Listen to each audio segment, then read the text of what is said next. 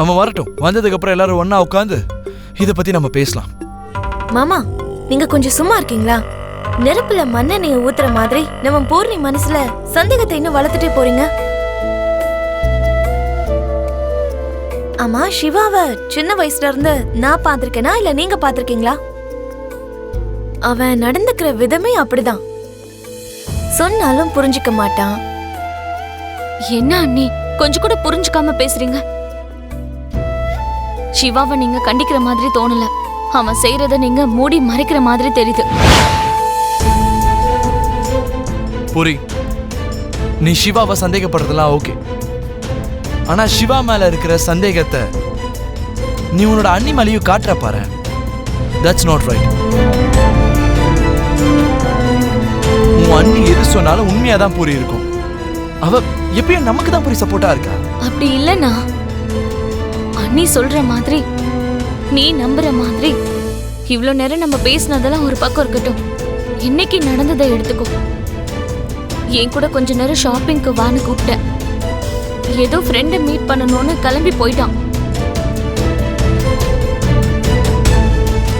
அவன் ஃப்ரெண்டை மீட் பண்றதுக்காக போல, ஒரு பிளானோட தான் வெளியில போயிருக்கான்.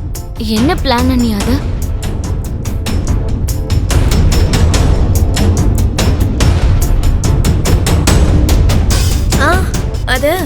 அது வந்து பூர்ணி சொல்லிட்டா நான் அவன் போட்ட பிளானை கெடுத்துட்ட மாதிரி ஆயிடும்ல. இல்ல அண்ணி, அது என்ன பிளான்னு எனக்கு தெரிஞ்சே ஆகணும். அது வந்து பூர்ணி, அது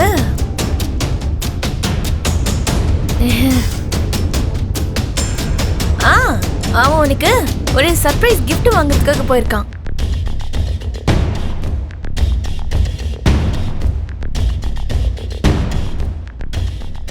சர்ப்ரைஸா?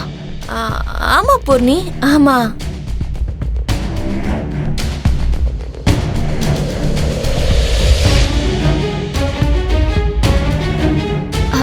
நிஜமாவா அண்ணி? நிஜமாதான். என்ன கிஃப்ட் அண்ணி அது? ஹே, இது ரொம்ப டூ மச் புரி. உனக்காக சிவா சர்ப்ரைஸா கிஃப்ட் வாங்கிட்டு வரான்றதையே சொல்லக்கூடாது. சரி, நீ இருந்த குழப்பத்தை பார்த்து பூமி இப்ப அந்த விஷயத்த சொல்லிட்டா. இதுல கிஃப்ட் என்னன்னு வேற சொல்லிட்டா அது எப்படி புரி சர்ப்ரைஸ் ஆகும்? அப்படிதானே பூமி?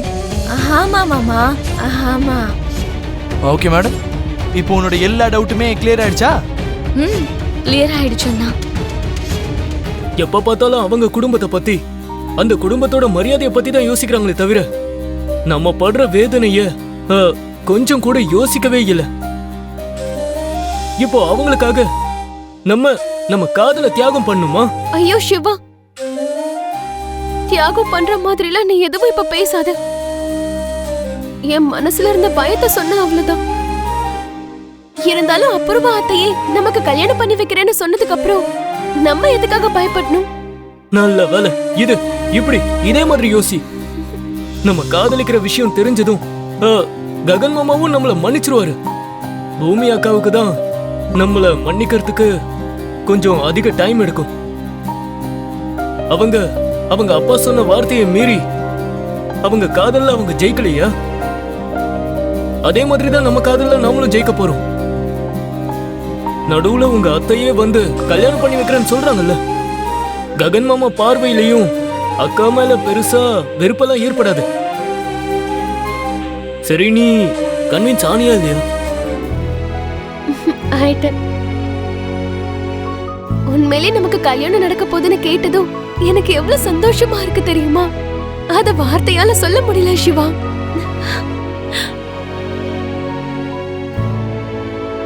I love you Siva.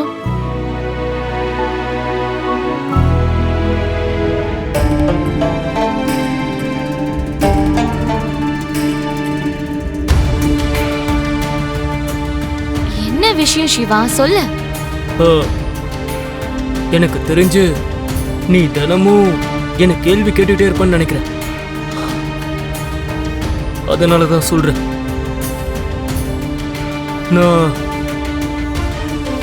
நான் உன்னை காதலிக்கவே இல்லை பூரி.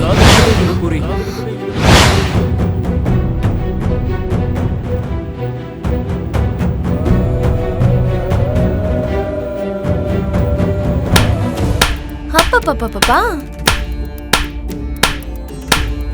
அடடடடடா என்னமா சர்ப்ரைஸ் கிஃப்ட் கொடுத்துருக்கடா. உனக்கு எவ்வளவு வாட்டி சொல்லி புரிய வச்சாலும் இந்த விஷயத்துல உன்னோட புத்திய நீ காட்டிடுற. என்ன பூர்ணி, இவன் உண்மையிலேயே உன்னை காதலிக்கலையோ என்னமோன்னு நீ ஷாக் ஆயிட்டியா?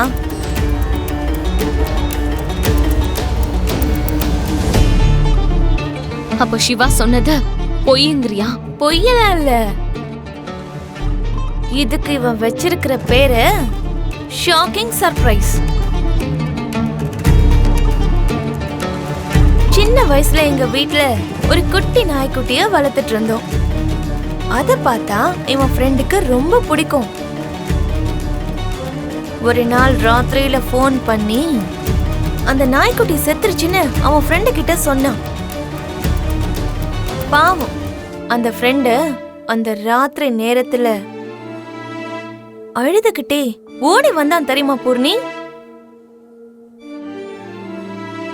ஹாப்பி பர்த்டே டு யூடான்னு கை கொடுத்து பர்த்டே பார்ட்டியும் கொடுத்தான்.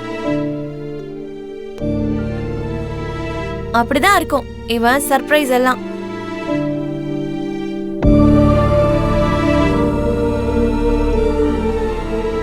அண்ணி, நீ சரியான நேரத்துல வந்து என்ன காப்பாத்திட்ட.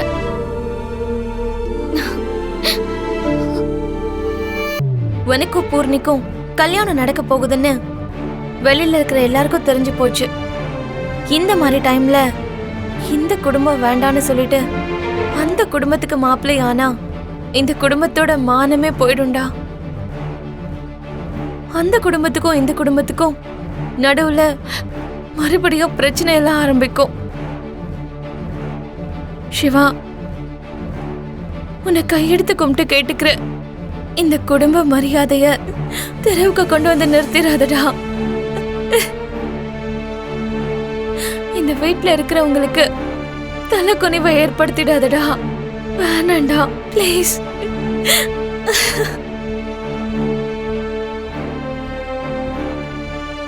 அப்படி இல்லக்கா. என்ன அப்படி இல்ல? என்னடா சொல்ல வர? பூர்ணிக்கும் உனக்கும் கல்யாணம் நடக்கிற வரைக்கும் பிந்துவுக்கும் உனக்கும் இருக்கிற காதல யார்கிட்டயும் சொல்ல மாட்டேன்னு என் தலை மேல சத்தியம் பண்ண.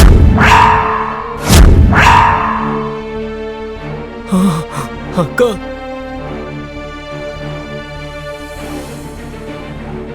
நம்ம ரெண்டு பேருக்கும் அப்பா அம்மா இல்ல. நீ உன்னோட காதல பத்தி யார்கிட்டயாவது சொன்னா இந்த அக்காவும் செத்து போன மாதிரிதான். அத ஞாபகம் வச்சுக்கோ.